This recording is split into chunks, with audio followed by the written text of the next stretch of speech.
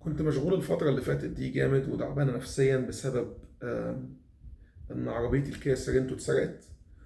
وبعد السرقة بدقايق عرفت لما بلغت الشرطة من الشرطي اللي استقبل المكالمة بتاعتي إن سبب سرقة العربية بتاعتي هو تيك توك.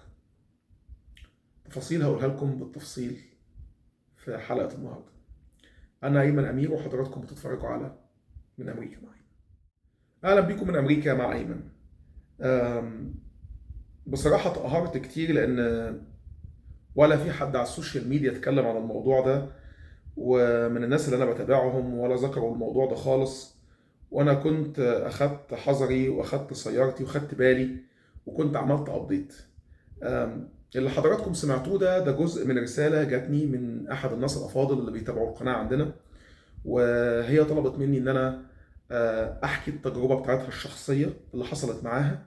ان هي تعرضت لسرقه العربيه بتاعتها. هي عندها عربيه من ماركه كيا سيرنتو واتعرضت للسرقه، وبعتت لي رساله هقراها لحضراتكم. انا قريت جزء منها في مقدمه الفيديو وهقرا لكم الكماله بتاعت الرساله. بتقول: ما بحب حد يتاذي الاذيه اللي تعرضت ليها، علشان الانشورنس ما كانش كفايه عشان اقدر اشتري عربيه جديده، مبلغ الانشورنس اللي عوضها، ومواصفات العربيه بتاعتها كانت عالية وأسعار العربيات غالية جدا. تقول: الحمد لله إني لقيت سيارة واشتريت، بس كمان حابة أكمل وأطلع في بشيل حاجة منها عشان ما بتشتغلش. الدنيا صعبة والشغل صعب والمدارس، وما أقدرش إن أنا أعتمد على عربية واحدة بس، وكان لازم أبعت لحضرتك عشان طبعا عشان المدارس وإنها بتوصل أولادها، فكان بالنسبة لها صعب خالص إن مبلغ الإنشورنس يعوض. فبتكمل وبتقول: الحمد لله لقيت سيارة واشتريت كمان، بس كلما انزل واطلع فيها بشيل حاجات منها عشان لما بشتغل الشغل متعب، وكمان بصراحة دخل الخوف بيلاقيني واولادي وكان مدارس وجوزي واستعمل سيارته عشان الشغل بعيد قوي عن محل السكن واوقات الشغل والمدارس مختلفة. من فضلك اعمل موضوع عن السرقات، وعشان اللي زي حالتي المادية ما يتأذيش. الحقيقه بعد لما جاتني الرساله دي انا كنت مستغرب بصراحه. انا نفسي ما كنتش اعرف حاجه خالص عن الموضوع ده، وعملت سيرش اكتشفت فعلا ان في موضوع كبير قوي محدش اتكلم عليه خالص. يمكن احنا اول قناه بتتكلم عن الحياه في امريكا تتكلم عن الموضوع ده. لما عملت سيرش عن الموضوع، انا طبعا مش فاهم حاجه، ايه تيك توك وايه سرقه عربيات، ايه العلاقه ما بين الاثنين.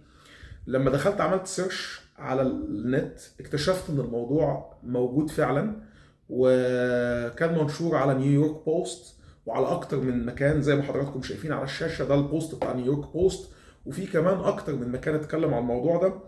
ولقيت الموضوع كمان في كونفرنس او يعني مؤتمر صحفي اتعمل عليه في مدينه نيويورك، وده الكلام اللي اتقال من اداره البوليس في نيويورك. هنسمعه وبعدين هرجع اقول لكم ايه الموضوع بالتفصيل. خلونا نسمع الاول اداره الشرطه في مدينه نيويورك قالت ايه، وبعدين هرجع اقول لكم بالتفصيل ايه حكايه السرقه والتيك توك وايه علاقتهم ببعض. ده اللي هتسمعوه جزء من المؤتمر الصحفي اللي اتعمل من رئيس شرطه نيويورك. تعالوا نتفرج عليه ونرجع نكمل كلام. Going on a joyride, speeding through the streets of that is not a game. That is a dangerous way for young people to carry out the activities that young people have done for so many years. But this is a major concern for us, and that's why we're taking out today to talk about the crime that's attached to it and what we can do as a city, what parents can do, what young people can do, what car dealers can do, and most importantly, what social media must start doing and not continue to promote behaviors that would impact the lives of our children. الفيديو اللي حضراتكم شفتوه ده جزء من مؤتمر صحفي اتعمل بخصوص الموضوع ده. تعالوا اقول لكم الاول قائد الشرطه في مدينه نيويورك ملخص الموضوع. يعني مش هنترجم كل اللي هو قاله، بس الملخص بتاعه ايه عشان نفهم اكتر ايه اللي حصل. رئيس شرطه نيويورك كان بيحذر الناس، بيقول ان اللي بيحصل ده شيء مش طبيعي وانه خارج عن السيطره، وان ما ينفعش ان منصات التواصل الاجتماعي تسمح بنشر حاجات ممكن تسبب اذى في المجتمع، وان لازم الاهالي توعي اولادها بالذات المراهقين علشان التشالنجز او الحاجات اللي بتحصل فيه منها حاجات غير اخلاقيه وغير قانونيه، ما ينفعش انها تبقى محل للعب او للسخريه، علشان بعد كده دي ممكن تؤدي لاذى لناس كتيره. وقال ان يا ريت الناس تحذر بعض، وكمان الديلرز اللي بيشتغلوا في مجال العربيات يا ريت يحذروا الناس، علشان اللي بيحصل او التشالنجز اللي بتحصل يعني ممكن تأثر على حياة ناس وممكن تأثر على ممتلكات ناس. تعالوا بقى اجيب لكم الموضوع من الاول. الموضوع ده بدأ من سنة 2021، لما تتبعته وصلت له الموضوع بدأ من 2021 عن طريق تحدي ظهر على تيك توك بيعلم ازاي تسرق العربيات الكيا والعربيات الهيونداي من موديلات معينة، ازاي تفك الشفرة بتاع المفتاح بتاعها، وازاي انك تقدر ان انت تسرق العربية وهي واقفة وتدورها وتستغلها في ان انت تاخدها تعمل بيها سباقات وحركات وحاجات زي كده وتسيبها في اي مكان او ترميها او كده. الموضوع كله بدأ بهزار، حد كان بيهزر على التيك توك، ولكن الفيديو بتاعه انتشر جامد جدا، وناس شافت الفيديو ده وبدأت تقلده، ان هو يروح عند بيت خلاص عرف ازاي ان هو يسرق الشفرة بتاعت مفتاح العربية من ماركة كيا او من ماركة هيونداي، ويقدر ان هو ياخد العربية بتاعت حضرتك يلعب بيها مع اصحابه او يعمل بيها تحديات وسباقات وحاجات زي كده، ويرميها بقى بايظة يكسرها يرميها. الموضوع ده اتكرر كتير، ولما الشرطه بدات تتبعه في اكتر من مدينه على مستوى امريكا، مش بس في نيويورك، ده حصل في اكتر من ولايه الموضوع ده، لان الفيديو اللي نزل على التيك توك ده انتشر بانتشار كبير جدا. بدات الناس انها تعمل التحدي ده او التشالنج ده، ان هم يعني كل واحد بيحاول يبين للتاني ان هو اشطر وان هو يقدر يسرق العربيات ويلعبوا بيها، والموضوع كان كله لعبه، لكن تحول الى مأساة بسببه. خسرت ناس كتير من الافات الدولارات اتصرفت من شركات التأمين، وتعويضات اتصرفت بسبب الناس مش لاقيه العربيات بتاعتها، وان العربيات بتاعتها اتسرقت. ومع الاسف كانت موديلات حديثه، معظمها من 2020 لغايه 2023، يعني عربيات موديلات حديثه كلها. وطبعا شركات الانشورنس ما عوضتش بنفس ثمن قيمه العربيه كلها، وطبعا ده بيختلف طبعا على حسب نوع التامين اللي انت عامله، لكن كتير من الناس مش عامله تامين يغطي مبلغ العربيه بالكامل، اللي ده هيخليه يدفع فلوس كتيره كل شهر. فطبعا بناء على رغبه صاحبه المشكله، انا بشكرها وبوجه لها كل التحيه والتقدير انها لفتت انتباهي انا شخصيا لحاجه زي كده، اقدر ان انا اشاركها مع حضراتكم عشان ناخد بالنا.